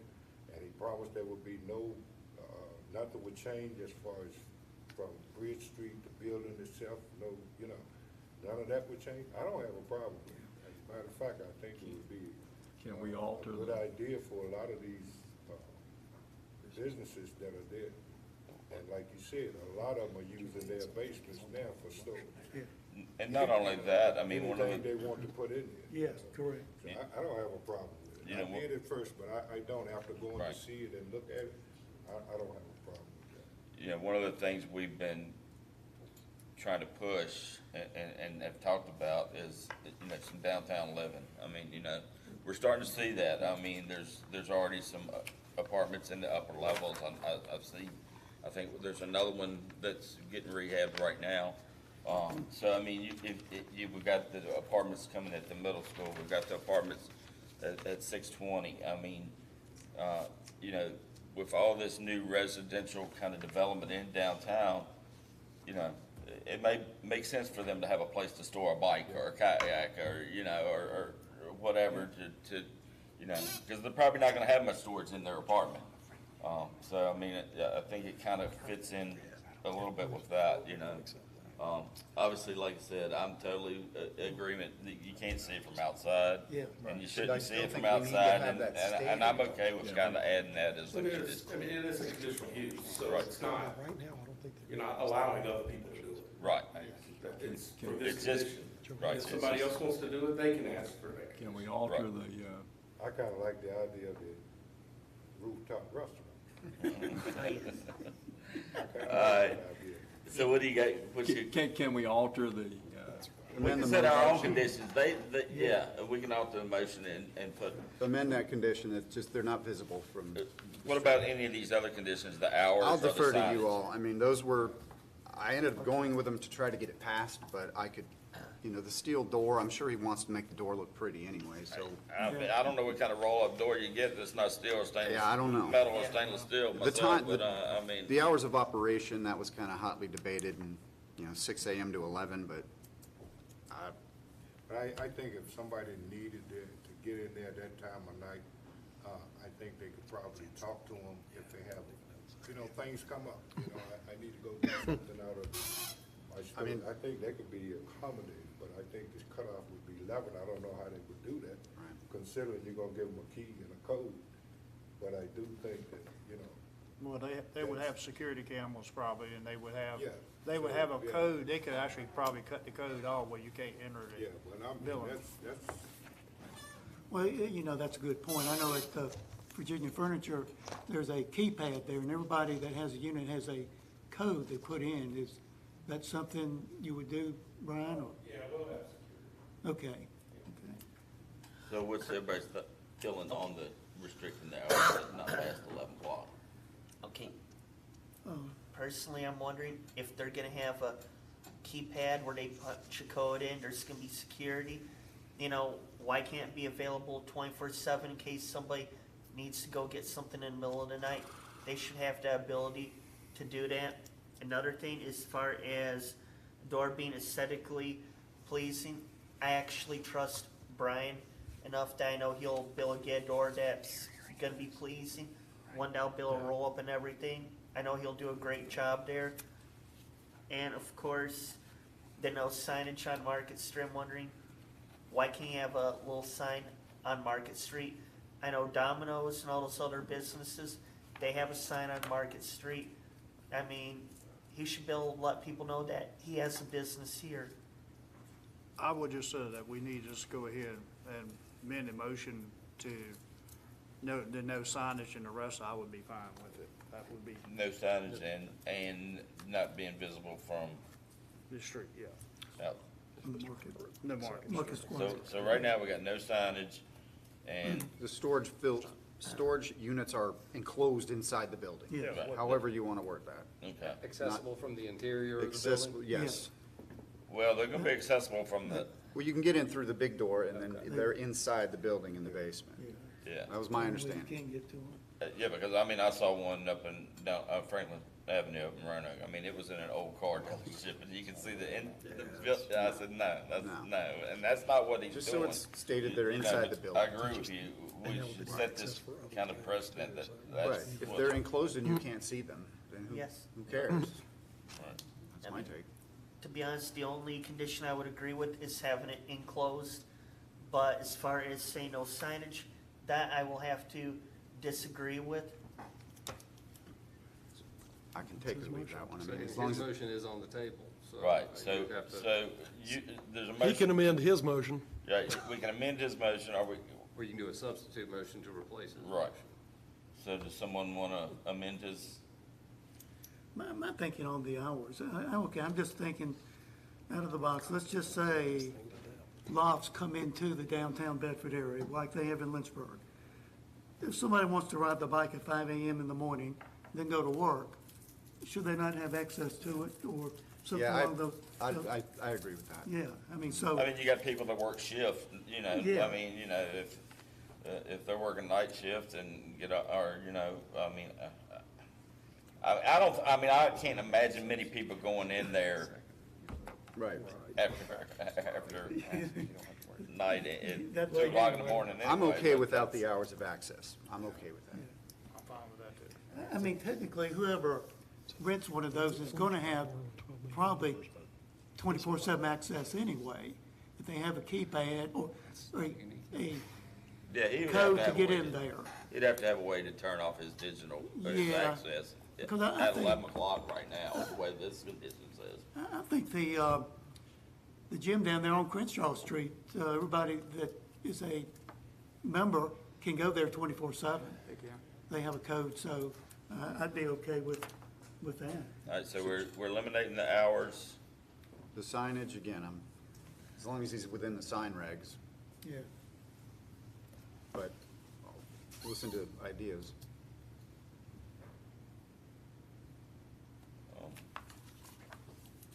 Just because it says storage, I think some people are like, oh, storage, but it's business. I mean, Yes.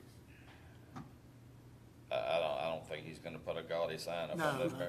building he's just painted, but, you know, and, Wow, you could put a neon sign up there. No, we can't. Not but within he the town could. code regs. Well, I mean, I'm okay with just the not visible from the street, enclosed within the building. and the hours, or not, when I don't we need took the the hours, okay, so just, I'd be okay with that.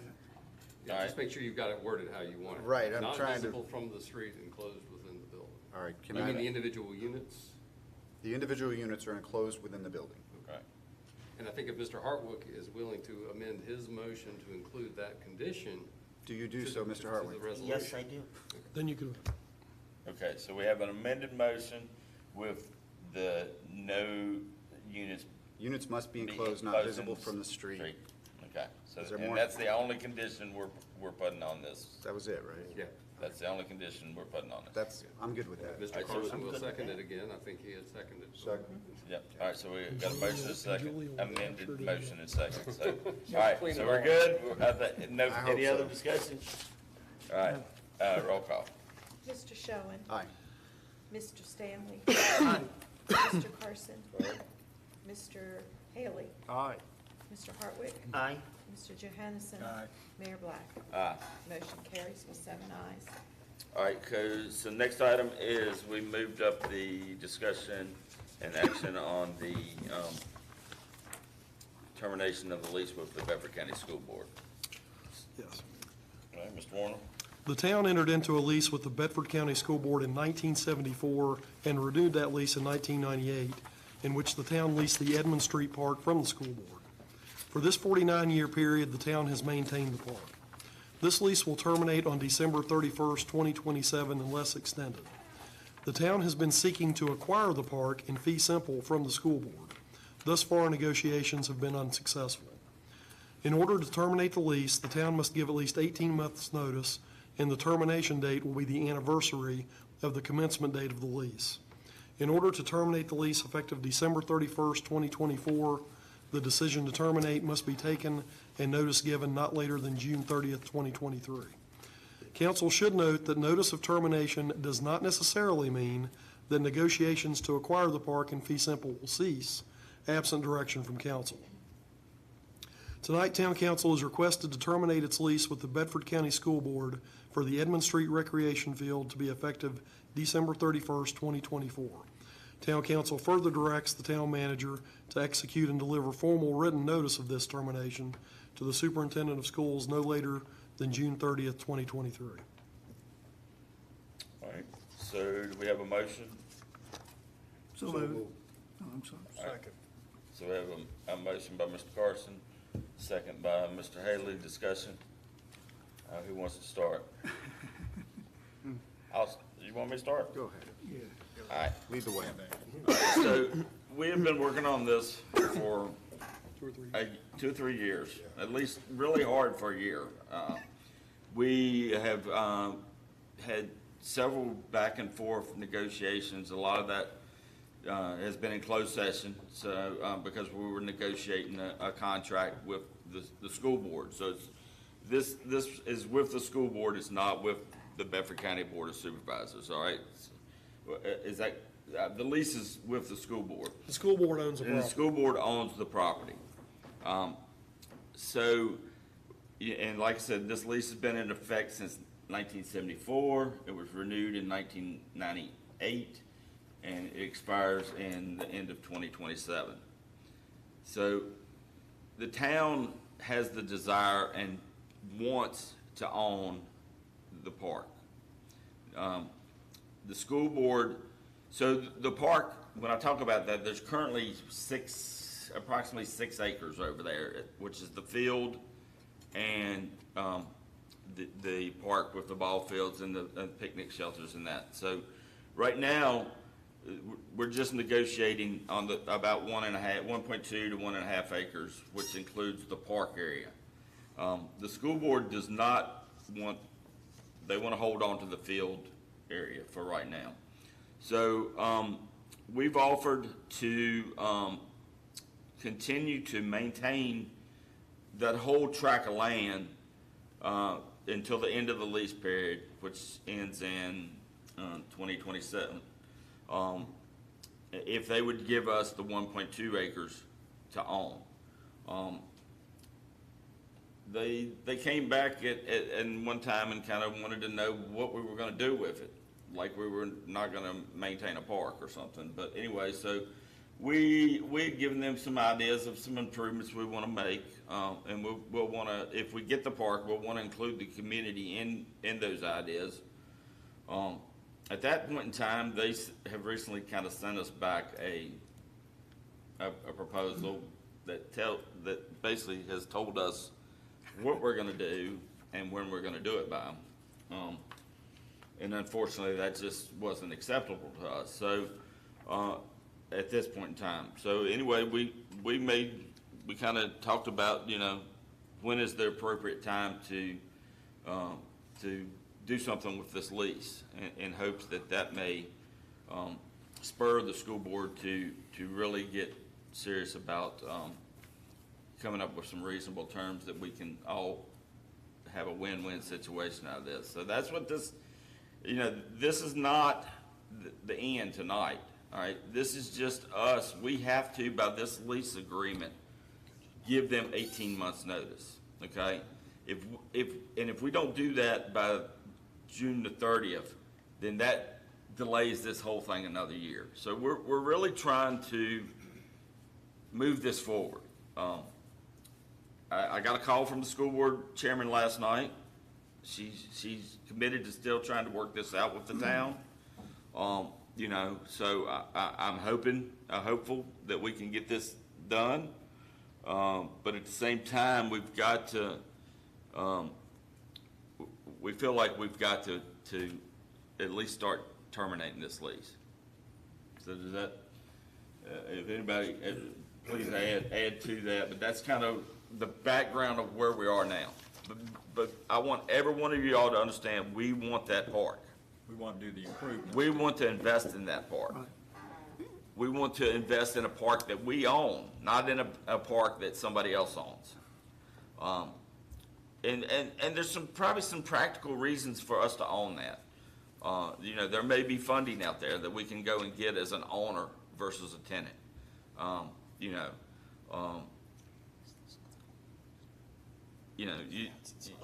just think about it. Do you want to invest in your neighbor's property and they still own it? That's kind of the situation we're in right now. I think we'll get it worked out, but, you know, and I think y'all can help us with that. You've already helped by coming out to show you. Yes, sir. Yeah. You've already done that, but we cannot, maybe I'm just being a rebel, but when it comes dealing with the school board or the county, I feel like and we've been really working hard to try to work it out with them, and they think they're gonna tell us what to do. They're not gonna tell us what to do and when to do it. We're trying our best to get that park, the park that you go to every week, we do that. We've been doing it for years, cutting that grass, cleaning that park, having there every day, doing the bathrooms. And we have been doing that. We wanna do more. We wanna do more, but just like the mayor said, we cannot access any grants or anything like that because we don't own it.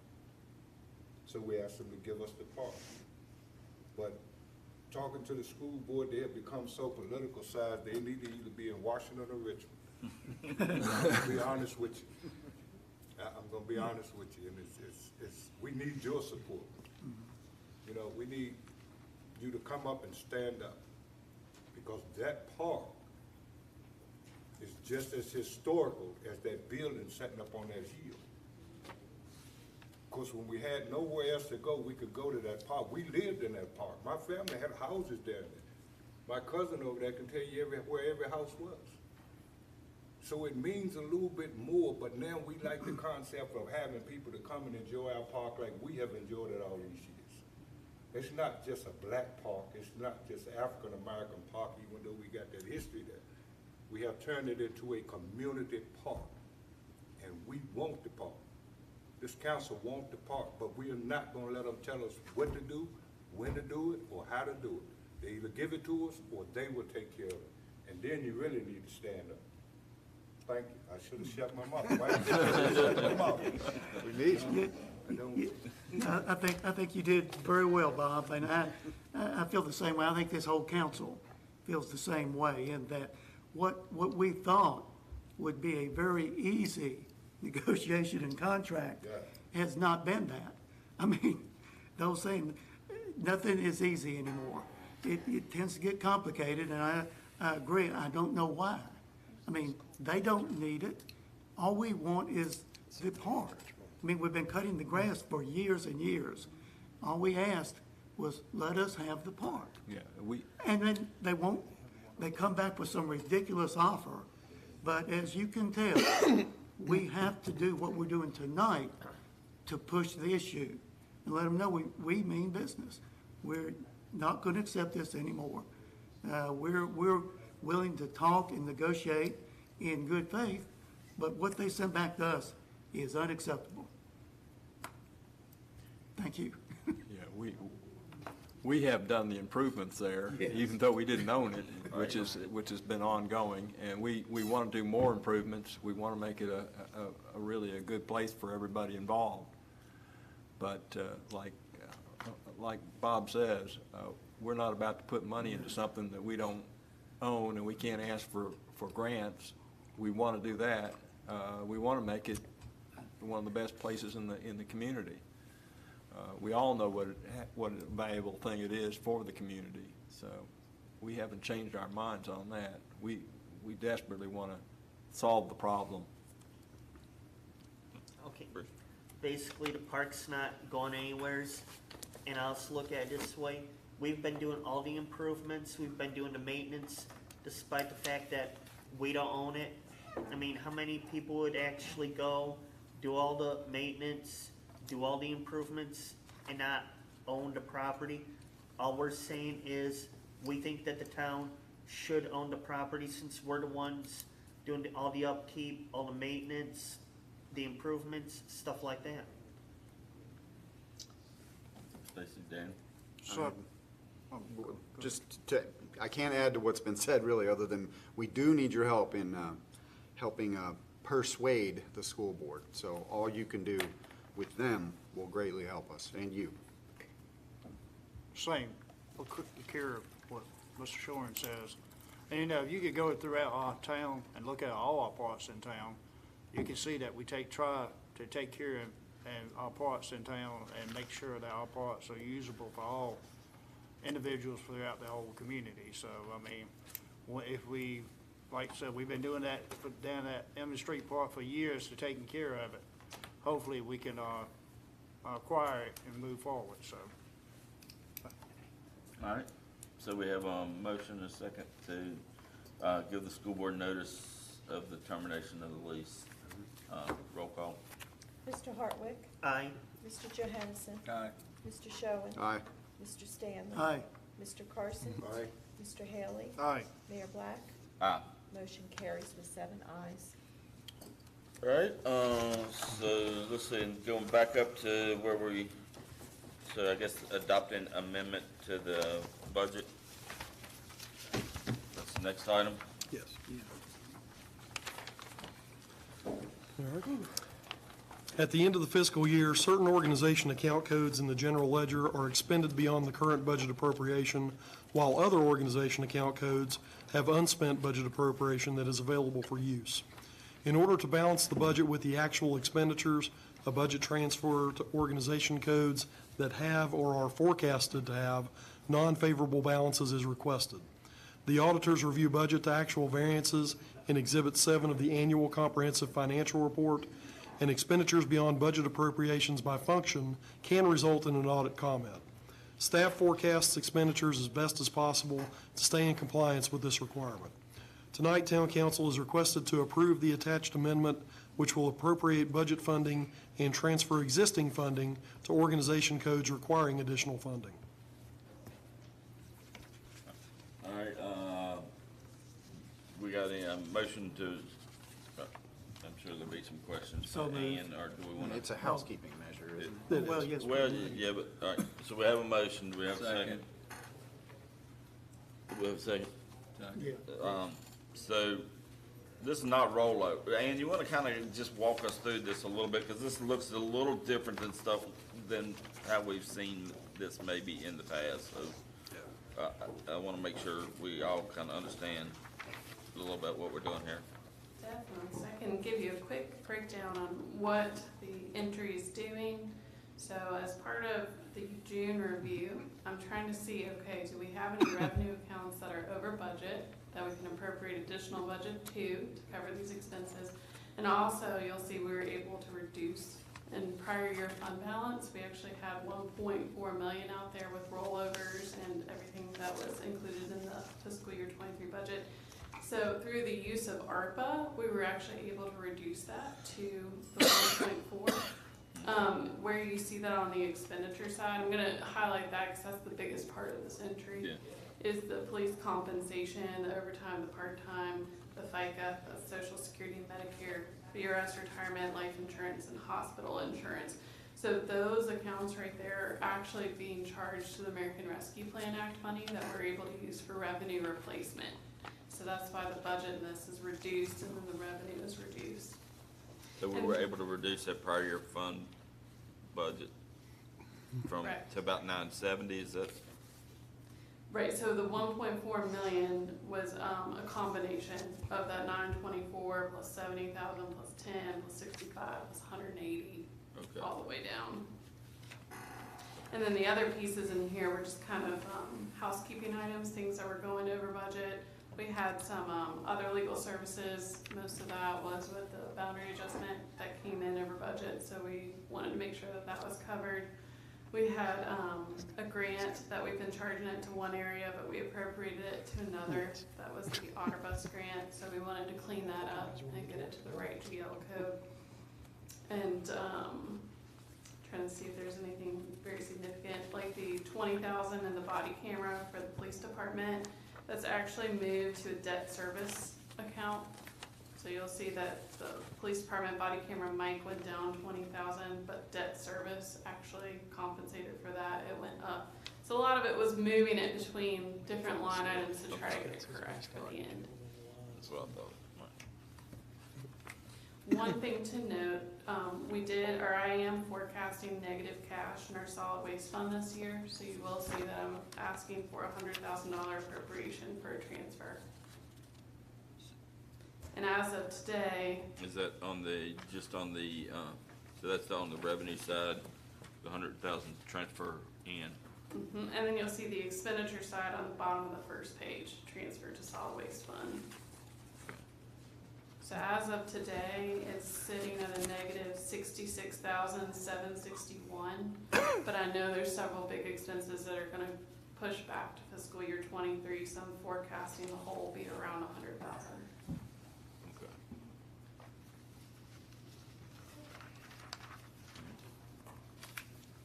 Is that less than what the whole kind of, I think that's less than what the whole was kind of last year.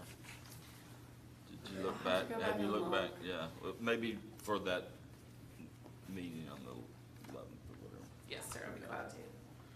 All right, any other questions for Ann or comments? All right, Thank roll call. Thanks, Ann. Mr. Stanley? Aye. Mr. Carson? Mr. Haley? Aye. Mr. Hartwick? Aye. Mr. Johansson? Aye. Mr. Schoen? Aye. Mayor Black? Aye. Motion carries with 7 ayes. All right, next item, grant administration policy. To ensure proper oversight of grant funding awarded to the town of Bedford, a formal grant administration policy is recommended to minimize the town's risk of noncompliance with grant requirements. This policy will help to ensure consistent procedures across multiple departments, as well as define roles and responsibilities for grant reporting and compliance.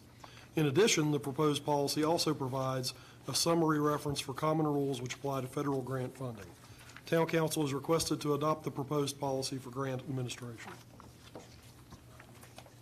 All right, do we have a motion? So moved. Second? Second. All right, any questions? So this is a new policy for us basically, but it's tied to the fact that we're starting to actually get better grants. And I guess Yes. it'll be administered by the finance, that all this will still roll under. Yes. finance. Okay, all right, that's all I had, okay. Any questions? Roll call. Mr. Carson? Aye. Mr. Haley? Aye. Mr. Hartwick? Aye. Mr. Johansson? Aye. Mr. Schoen? Aye. Mr. Stanley? Aye. Mayor Black? Aye. Motion carries with 7 ayes. All right, next one, looks like some more, administrative stuff, Title VI and LEP implementation plan. The town of Bedford, as a subrecipient of federal financial assistance, is required to comply with Title VI and subsequent non-discrimination laws, as well as provide an overview of how the town addresses Executive Order 12898 on environmental justice and Executive Order 13166 on limited English proficiency. The purpose of this plan is to describe the measures taken by the town to assure compliance with the rules and regulations associated with Title VI and subsequent non-discrimination laws, environmental justice, and LEP. Town council is requested to adopt the proposed Title VI and LEP implementation plan. So do we have a motion? So moved. We got a second? Second. Any questions? No. No. Good. It's a lawyer legalese. isn't it? Yeah, it looks good, I read it. You kind of, The lawyers reviewed it? Yes. The lawyers reviewed it? It's all Okay. good. If We're everything covered. is good, it's good for me. Mr. Lockerbie did the heavy lifting. There we go. All right. and we have to do something, so. Yeah. All right, roll call. Mr. Haley? Aye. Mr. Hartwick? Aye. Mr. Johansson? Aye. Mr. Schoen? Aye. Mr. Stanley? Aye. Mr. Carson? Mayor Black? Aye. Motion carries with 7 ayes. All right, last thing, petition for a writ of election to hold a special council So election. moved. Just kidding. We should have known. All right, Mr. Warner. Okay, I'll be quick. Yeah, we Under the gotta be 2013 voluntary settlement agreement between the then city of Bedford and Bedford County, there were a series of planned boundary adjustments to bring additional territory into town limits. Town council approved the latest boundary adjustment by ordinance that will go into effect July 1st, 2023. Virginia code provides that when a municipal boundary adjustment results in an increase in the population of the municipality by more than 5%, all seats on the municipal council must be up for election the following November. The boundary adjustment that will go into effect on July 1st will increase the town's population by more than 5%. And in order for the general registrar to schedule and hold the election, the town attorney must file a petition for a writ of election, and the circuit court must issue a writ of election. Town attorney therefore requests authorization from council to file the petition seeking the writ. Tonight, town council is requested to authorize and direct the town attorney to petition for a writ of election to hold a special council election this fall, in which all council seats will be up for election as soon after July 1st, 2023, as practicable. So we have a motion?